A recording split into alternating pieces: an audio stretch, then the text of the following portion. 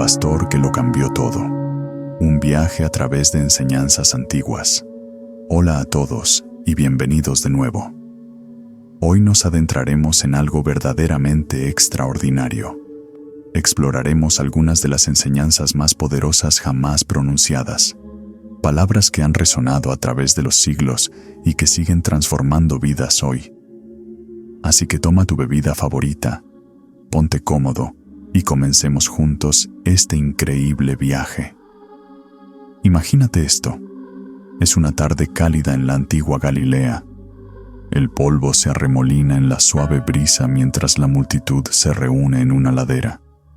Han caminado kilómetros, algunos días, todo para escuchar a un hombre hablar.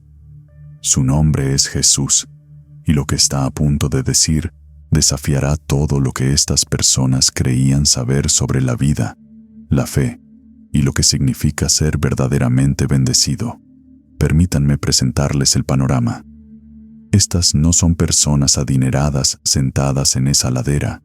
Son pescadores con manos callosas, recaudadores de impuestos a quienes todos desprecian, mujeres marginadas por la sociedad, enfermos, pobres, desesperados.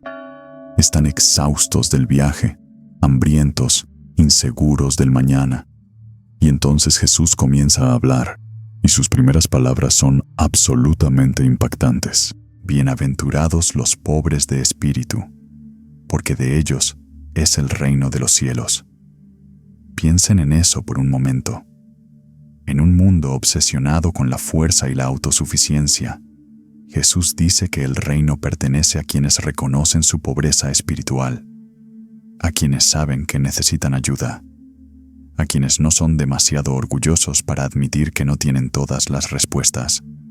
Luego continúa: Bienaventurados los que lloran, porque recibirán consuelo. Este no era el mensaje que la gente esperaba. Querían un rey guerrero que derrocara a sus opresores. En cambio, Jesús les dice que su dolor, su pena, sus lágrimas realmente le importan a Dios. Ese consuelo está por venir. Bienaventurados los mansos, porque ellos heredarán la tierra. Esto habría impactado a su audiencia. ¿Los mansos? ¿Los mansos? ¿Los humildes? Estas no son las personas que suelen heredar nada. Pero Jesús está revolucionando el sistema de valores del mundo. Él sigue adelante. Bienaventurados los que tienen hambre y sed de justicia, porque ellos serán saciados. Bienaventurados los misericordiosos, porque ellos alcanzarán misericordia. Bienaventurados los de limpio corazón, porque ellos verán a Dios. Cada afirmación es como un mazazo contra la sabiduría convencional.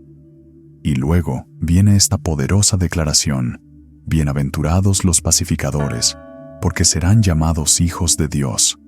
No los guerreros, no los conquistadores, los pacificadores, los que construyen puentes en lugar de muros. Pero Jesús no se detiene ahí. Mira a esta multitud de personas que luchan y son marginadas y dice algo aún más radical: Bienaventurados los que son perseguidos por causa de la justicia, porque de ellos es el reino de los cielos. Bienaventurados seréis cuando os insulten, os persigan y digan toda clase de mal contra vosotros falsamente por mi causa. Regocijaos y alegraos, porque vuestra recompensa es grande en el cielo. ¿Te lo imaginas? Les dice que su sufrimiento no es en vano, que cuando enfrentan odio y persecución por hacer lo correcto, en realidad deberían regocijarse, porque algo mayor les espera. Ahora avancemos un poco. Jesús sigue enseñando y está a punto de pronunciar algunas de las palabras más desafiantes jamás pronunciadas. Les dice a sus seguidores que son la sal de la tierra. Piensen en lo que hace la sal. Conserva, da sabor, es esencial, pero a menudo pasa desapercibida. Pero aquí está el truco: si la sal pierde su sabor, no sirve para nada, se tira y se pisotea. Luego dice algo aún más impactante: ustedes son la luz del mundo.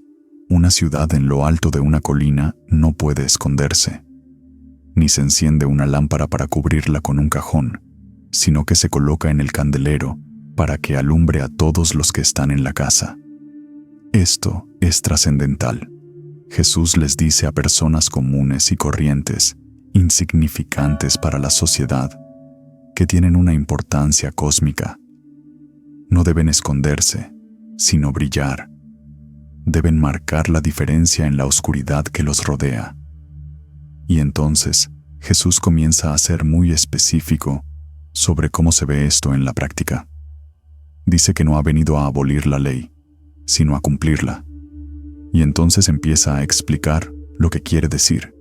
Y, sinceramente, es intenso. Han oído decir, no matarás. Pero Jesús dice que si te enojas con tu hermano o hermana, serás juzgado. Si llamas a alguien inútil, serás responsable ante el tribunal. Si llamas a alguien necio, te expones al fuego del infierno. Él va del acto al corazón. No basta con evitarlo. Hay que lidiar con el odio, el desprecio, la ira que lo provocan. Continúa. Ya lo han oído. No cometerás adulterio. Pero Jesús dice que si siquiera miras a alguien con lujuria, ya has cometido adulterio en tu corazón. De nuevo, profundiza más allá del comportamiento. Habla de los pensamientos y deseos que lo alimentan. Y si tu ojo te hace tropezar, dice, sácatelo y tíralo. Si tu mano te hace tropezar, córtala. Ahora usa un lenguaje impactante para enfatizar su punto. Dice que el pecado es tan grave, tan destructivo, que deberías estar dispuesto a hacer lo que sea para eliminarlo de tu vida. Nada vale la pena conservar si te va a destruir. Luego, Jesús pasa a una de las enseñanzas más revolucionarias de todas. Ya lo han oído, ojo por ojo y diente por diente. En realidad, esta era una ley misericordiosa en su época, diseñada para limitar la venganza. Pero Jesús dice, no resistáis al mal. Si alguien te abofetea en la mejilla derecha, ofrécele también la otra. Si alguien te demanda y te quita la camisa, entrégale también la capa. Si alguien te obliga a ir 1 milla, ve con él 2. Esto es la no represalia radical. Es elegir absorber el mal en lugar de devolverlo. Es el amor como un acto revolucionario. Y ahora viene lo más importante. Habéis oído decir, ama a tu prójimo y odia a tu enemigo.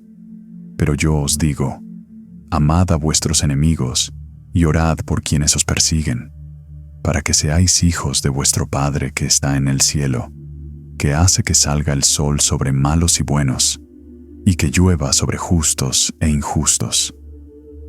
Detente un momento y reflexiona sobre esto. Jesús llama a sus seguidores a amar sin límites, a orar por quienes les hacen daño, a ver a sus enemigos como personas creadas a imagen de Dios. Esto no es natural. Esto no es fácil. Este es un amor sobrenatural que solo puede venir de Dios. Jesús explica la lógica. Si aman a quienes los aman, ¿qué recompensa recibirán? Hasta los recaudadores de impuestos hacen eso. Si saludan solo a los suyos, ¿qué hacen de extraordinario? Hasta los paganos hacen eso. Sean, pues, perfectos, como su Padre Celestial es perfecto.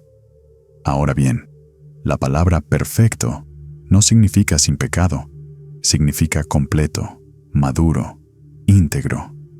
Significa reflejar el carácter de Dios en la forma en que aman, ampliar su círculo de compasión para incluir a todos, incluso a quienes les desean el mal. Cambiemos de tema y hablemos de cómo Jesús enseñó sobre la fe auténtica frente a la ostentación religiosa. Les dijo a quienes hacían alarde de su espiritualidad: tengan cuidado de no practicar su justicia delante de los demás para ser vistos por ellos. Si lo hacen, no recibirán recompensa de su Padre que está en los cielos. Por lo tanto, cuando den limosna, no lo anuncien con trompetas, como hacen los hipócritas en las sinagogas y en las calles para ser alabados por los demás. les aseguro que ya han recibido su recompensa. Más bien, cuando den limosna, que su mano izquierda no sepa lo que hace la derecha, para que su limosna sea en secreto. Entonces su Padre, que ve lo que se hace en secreto, les recompensará. El mismo principio se aplica a la oración. Cuando oren, no sean como los hipócritas, a quienes les encanta orar de pie en las sinagogas y en las esquinas de las calles para ser vistos por los demás. En vez de eso, entra en tu habitación, cierra la puerta y ora a tu Padre que está en lo secreto. Entonces tu Padre, que ve en lo secreto, te recompensará. Y cuando ores, no uses repeticiones sin sentido como los paganos, pues ellos creen que por mucho hablar serán escuchados. No seas como ellos, porque tu Padre sabe lo que necesitas antes de que se lo pidas. Entonces Jesús les dio una oración modelo. La llamamos el Padre Nuestro y es increíblemente profunda en su sencillez. Padre nuestro que estás en los cielos, santificado sea tu nombre. Venga tu reino. Hágase tu voluntad en la tierra como en el cielo. Danos hoy nuestro pan de cada día. Perdónanos nuestras deudas, como también nosotros perdonamos a los que nos deudores. No nos dejes caer en tentación, y líbranos del mal. Fíjense en lo que contiene esta oración.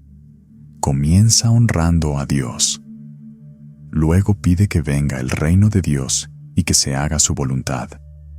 Solo entonces pide la provisión diaria. Pide perdón, pero lo vincula a nuestra disposición a perdonar a los demás. Y pide protección contra el mal y la tentación. Jesús enfatiza el perdón. Si perdonas a los demás cuando pecan contra ti, tu Padre Celestial también te perdonará. Pero si no perdonas los pecados de los demás, tu Padre no perdonará los tuyos. Es una verdad difícil de aceptar. La falta de perdón nos impide experimentar el perdón de Dios.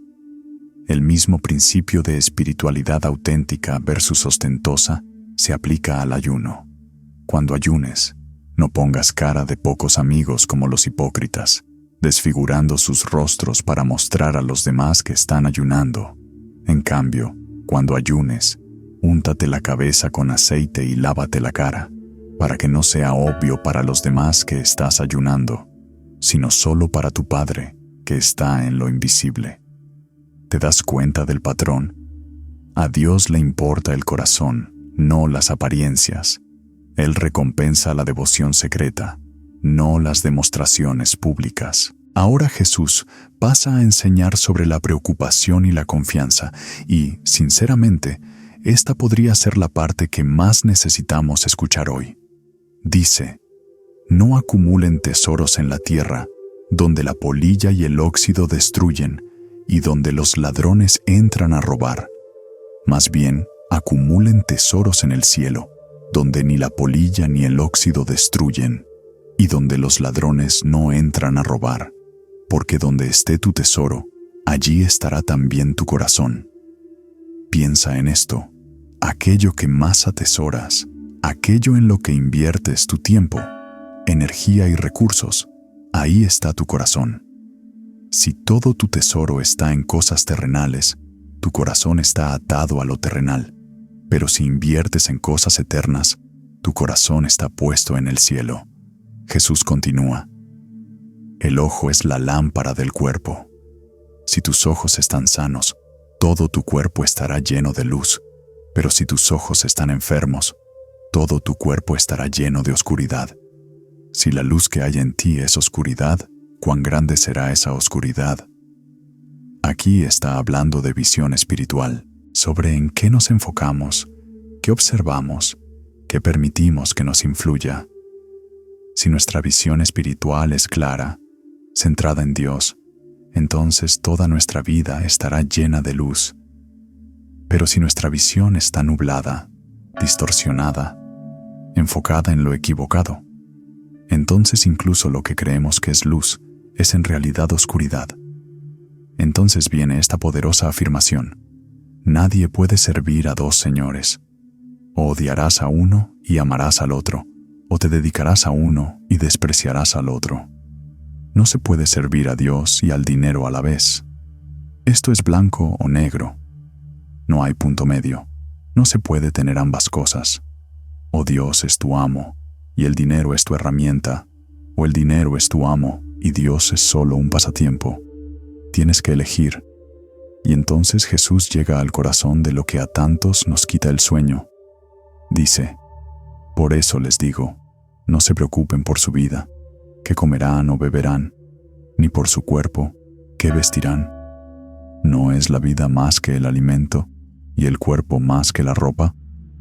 Miren las aves del cielo, dice, no siembran, ni cosechan, ni almacenan en graneros, y sin embargo, su Padre Celestial las alimenta. ¿No valen ustedes mucho más que ellas? ¿Acaso alguno de ustedes, por más que se preocupe, puede añadir una sola hora a su vida? ¡Qué hermosa imagen! Las aves no se dejan llevar por el pánico, no acaparan, no les quita el sueño el mañana. Confían en que la provisión llegará.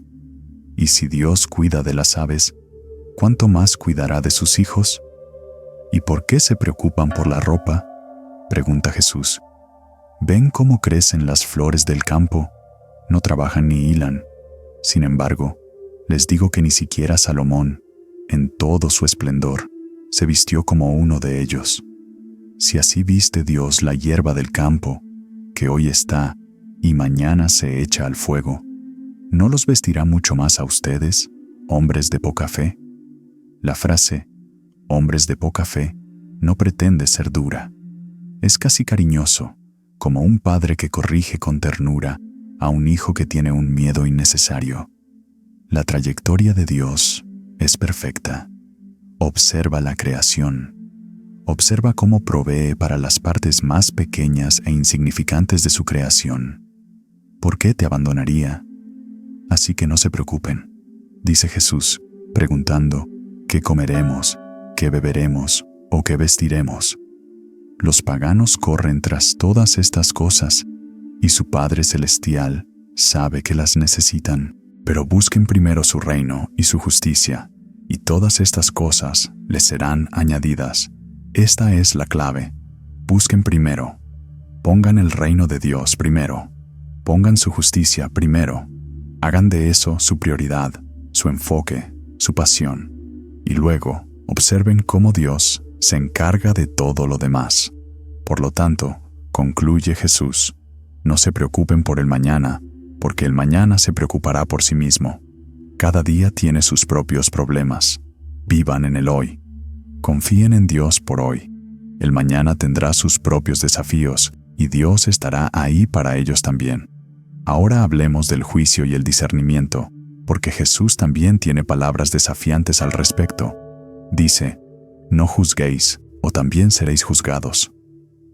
Porque con la misma medida con que juzguéis, seréis juzgados, y con la medida con que medís, se os medirá. Esto no significa que no podamos discernir el bien del mal, ni tomar decisiones sabias sobre en quién confiar. Pero sí significa que no podemos convertirnos en la policía moral, condenando a otros mientras nos excusamos. Jesús usa el humor para ilustrar su punto. ¿Por qué miras la mota que está en el ojo de tu hermano y no prestas atención a la viga que está en el tuyo? ¿Cómo puedes decirle a tu hermano: déjame sacarte la mota del ojo, cuando siempre tienes una viga en el tuyo? ¿Te imaginas esto? Alguien con un enorme trozo de madera saliendo del ojo, intentando realizar una cirugía delicada en el ojo de otra persona para sacar una pequeña mota.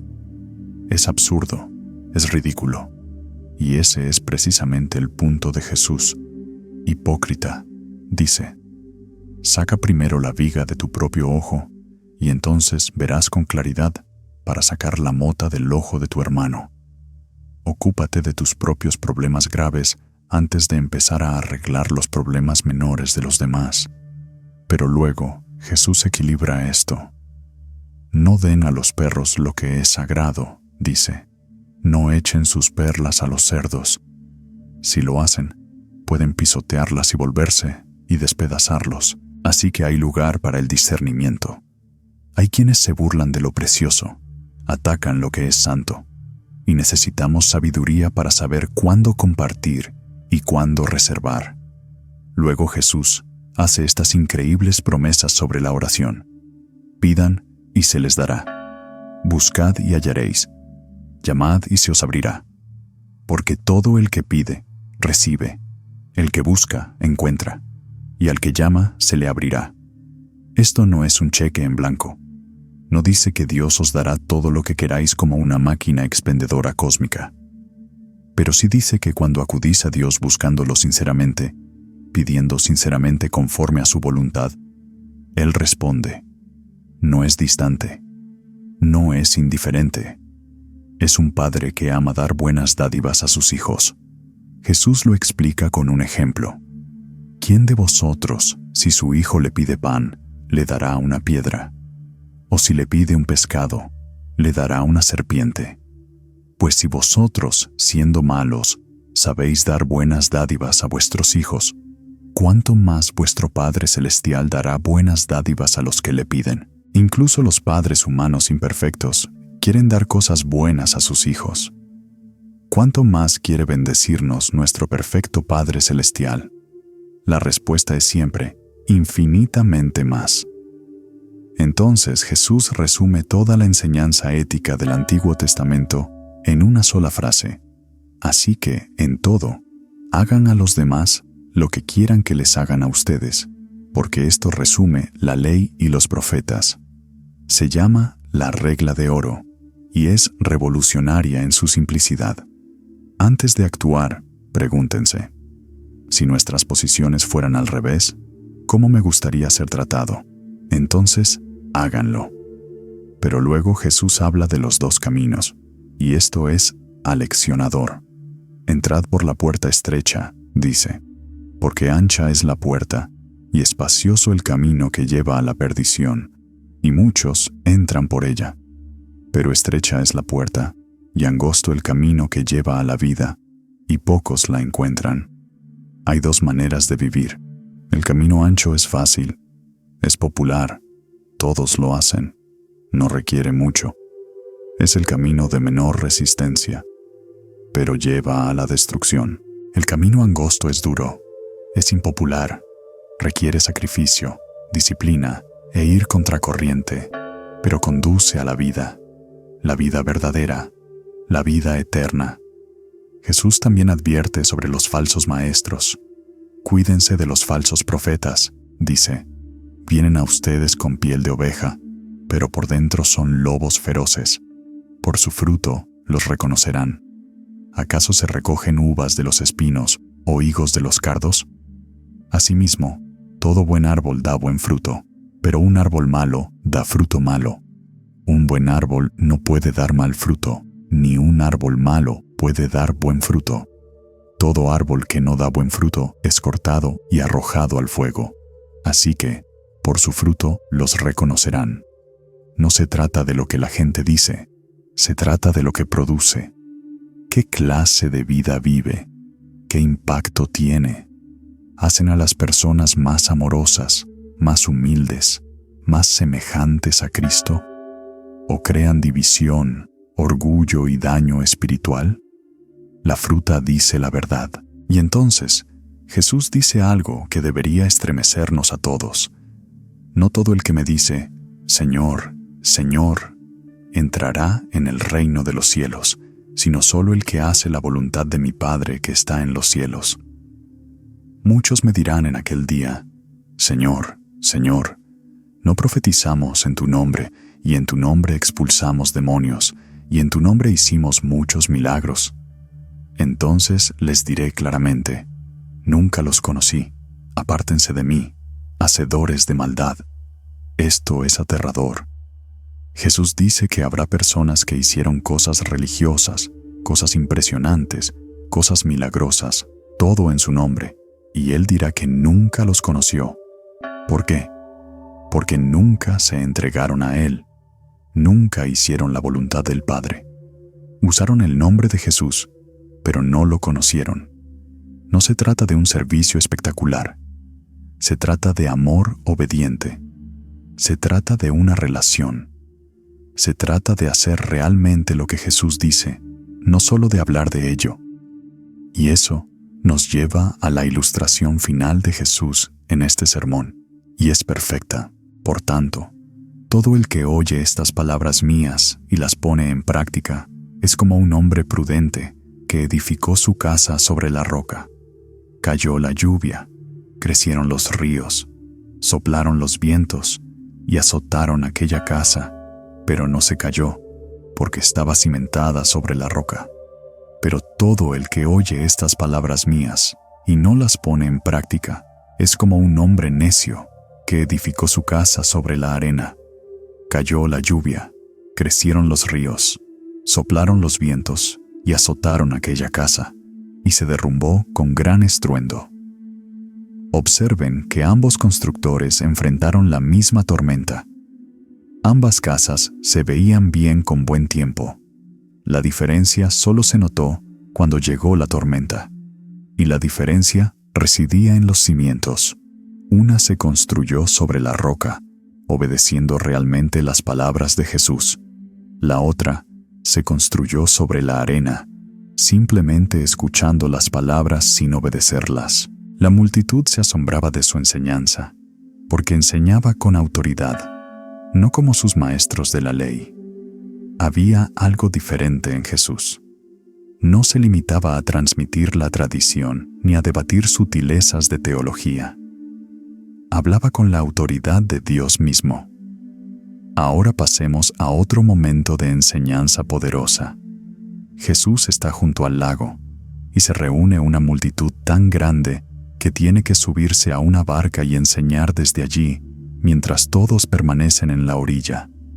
Y les cuenta una parábola, una historia con un significado más profundo.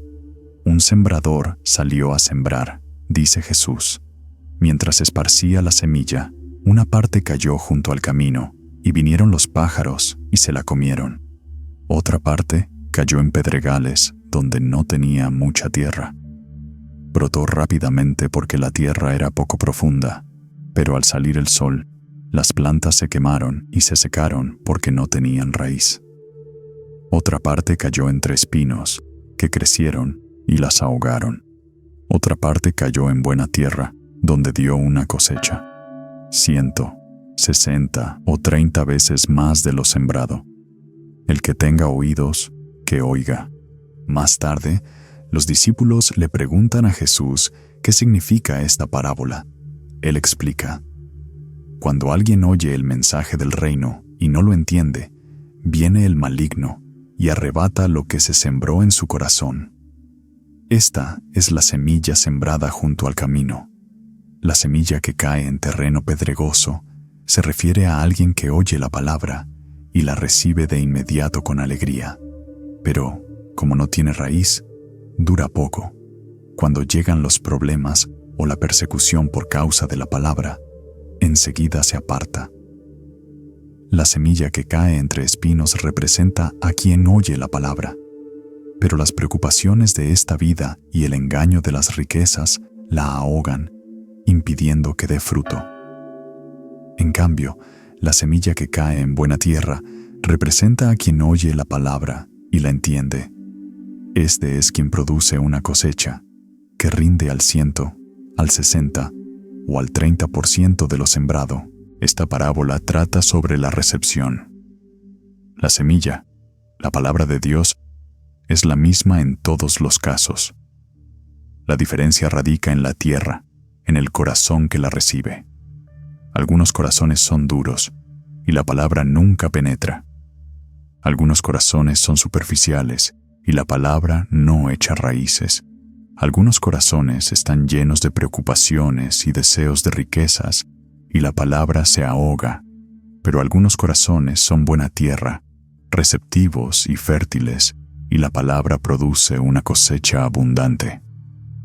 La pregunta para cada uno de nosotros es: ¿qué tipo de tierra soy? Cuando oigo la palabra de Dios, ¿qué sucede con ella? Jesús contó otra parábola sobre el reino de los cielos. Es como un hombre que sembró buena semilla en su campo, Pero mientras todos dormían, vino su enemigo y sembró cizaña entre el trigo, y se fue. Cuando el trigo brotó y echó espigas, entonces apareció también la cizaña.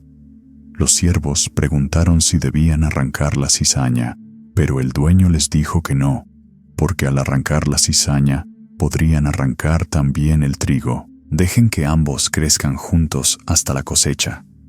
Entonces les diré a los segadores: primero recojan la cizaña y átenla en manojos para quemarla. Luego recojan el trigo y llévenlo a mi granero. Más adelante, Jesús explicó esta parábola. El que sembró la buena semilla es el Hijo del Hombre. El campo es el mundo, y la buena semilla representa a los habitantes del reino. La cizaña son los habitantes del maligno, y el enemigo que la siembra es el diablo. La cosecha es el fin de los tiempos, y los segadores son ángeles. Así como se arranca la cizaña y se quema en el fuego, así será al fin de los tiempos. El Hijo del Hombre enviará a sus ángeles, y ellos arrancarán de su reino todo lo que causa pecado y a todos los que hacen el mal. Esta es una imagen de paciencia y juicio final. Ahora mismo, el bien y el mal coexisten en este mundo. Dios es paciente y da tiempo a la gente para arrepentirse, pero viene el día de la cosecha, el día de la separación, el día del juicio. Y en ese día, todo aquel que haya rechazado el reino de Dios será quitado de en medio, y los justos resplandecerán como el sol. Jesús cuenta más parábolas sobre el reino. Es como una semilla de mostaza, la más pequeña de todas las semillas, pero una vez sembrada, crece hasta convertirse en la mayor de las hortalizas. Pequeños comienzos, resultados grandiosos. Así es como funciona el reino de Dios. Es como la levadura que una mujer mezcló con mucha harina hasta que se integró por completo en la masa. El reino puede parecer pequeño e insignificante, pero impregna todo lo que toca, transformándolo desde dentro hacia afuera. El reino es como un tesoro escondido en un campo.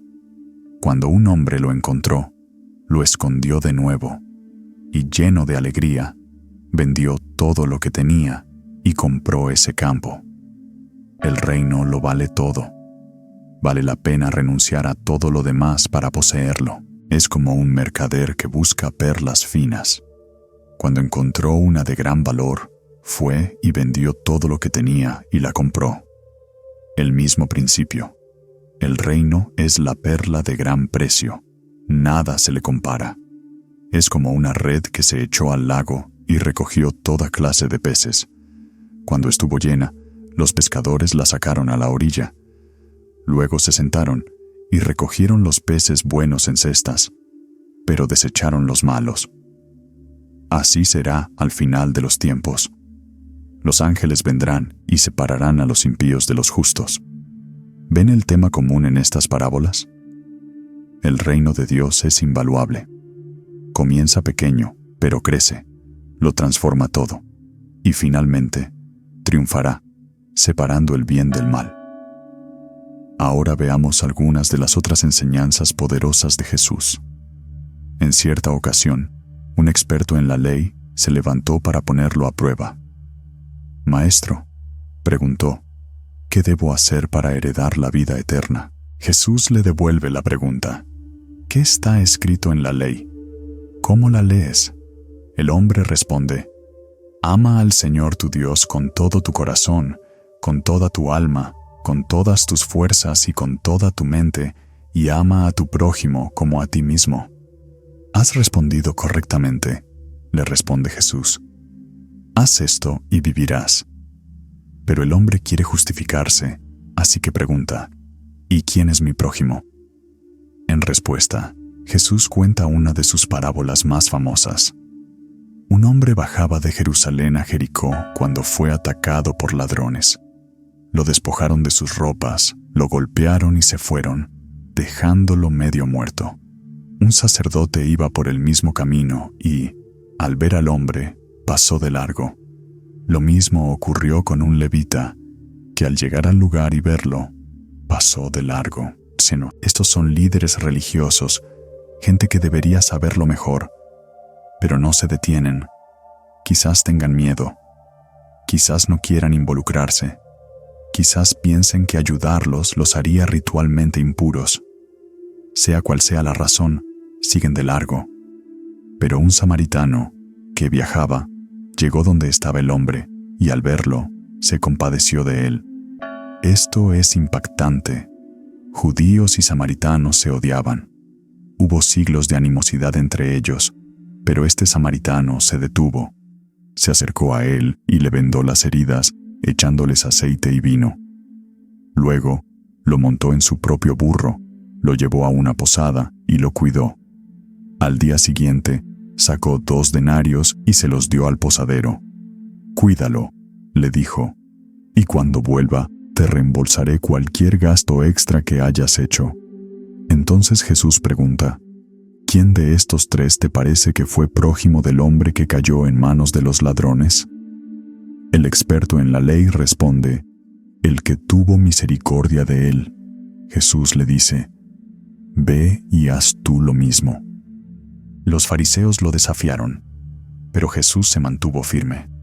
Aunque yo testificara por mí mismo, dijo, mi testimonio es válido, porque sé de dónde vengo y a dónde voy. Mi otro testigo es el Padre que me envió. Luego, Jesús hizo una serie de afirmaciones asombrosas. Antes de que Abraham naciera, yo soy.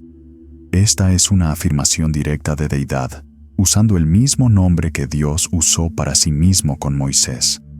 La gente tomó piedras para apedrearlo por blasfemia, pero Jesús se escabulló.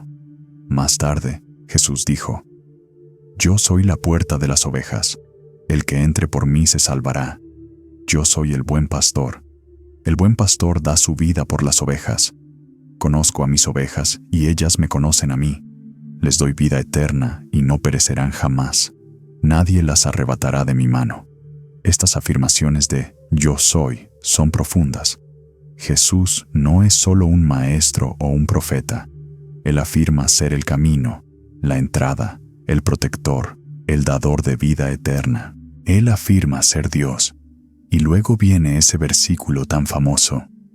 Porque de tal manera amó Dios al mundo, que dio a su Hijo unigénito, para que todo aquel que en Él cree no se pierda, mas tenga vida eterna. Porque Dios no envió a su Hijo al mundo para condenar al mundo, sino para salvar al mundo por medio de Él. Este es el núcleo de todo, el amor de Dios, el don de Dios, el plan de rescate de Dios. Creer en Jesús es la clave de la vida eterna. Para concluir, quiero destacar una enseñanza más poderosa. Jesús les dice a sus discípulos, no se turben sus corazones, creéis en Dios, creed también en mí. La casa de mi Padre tiene muchas moradas. Voy a prepararos un lugar, y si me voy y os preparo un lugar, volveré y os llevaré conmigo. Tomás pregunta cómo pueden conocer el camino. Jesús responde, yo soy el camino, la verdad y la vida. Nadie viene al Padre sino por mí. Felipe le pide a Jesús que les muestre al Padre. Jesús responde, el que me ha visto a mí, ha visto al Padre. ¿No crees que yo estoy en el Padre y el Padre en mí? Entonces Jesús hace promesas increíbles. De cierto les digo, el que cree en mí hará las obras que yo hago y hará cosas aún mayores. Pueden pedirme cualquier cosa en mi nombre y yo la haré. Si me aman, guarden mis mandamientos. Y yo rogaré al Padre y Él les dará otro defensor para que los ayude y esté con ustedes para siempre. El Espíritu de la verdad. Jesús promete paz. La paz les dejo, dice. Mi paz les doy. No se la doy como la da el mundo. No se turben ni tengan miedo. Entonces, ¿qué hacemos con todo esto? Estas enseñanzas no solo nos informan, sino que nos transforman. Están hechas para vivirlas. La pregunta no es, ¿disfrutaste este mensaje? La pregunta es, ¿qué tipo de tierra es tu corazón? Cuando escuchas estas palabras, ¿qué sucede? ¿Eres el constructor sabio que escucha y obedece? ¿O el constructor necio que escucha y se marcha sin cambiar? Las enseñanzas de Jesús cuestionan todo sobre cómo vivimos, cómo manejamos el dinero, cómo tratamos a los enemigos, cómo juzgamos a los demás, cómo oramos, cómo nos preocupamos o no, cómo usamos nuestra influencia. Pero esto es lo hermoso. Jesús no solo nos da mandatos y nos deja que los resolvamos nosotros solos. Nos da su espíritu, camina con nosotros, es paciente con nuestros fracasos, nos levanta cuando caemos. El camino es angosto, pero conduce a la vida. Vida real, vida abundante, vida eterna. Y eso lo vale todo. Muchas gracias por ver el video. Si te resonó, dale me gusta y suscríbete para ver más contenido como este. Deja un comentario con "Amo a Jesús" y cuéntanos qué enseñanza te impactó más. Y recuerda, no se trata de ser perfecto. Se trata de seguir a quien lo es. Nos vemos en la próxima.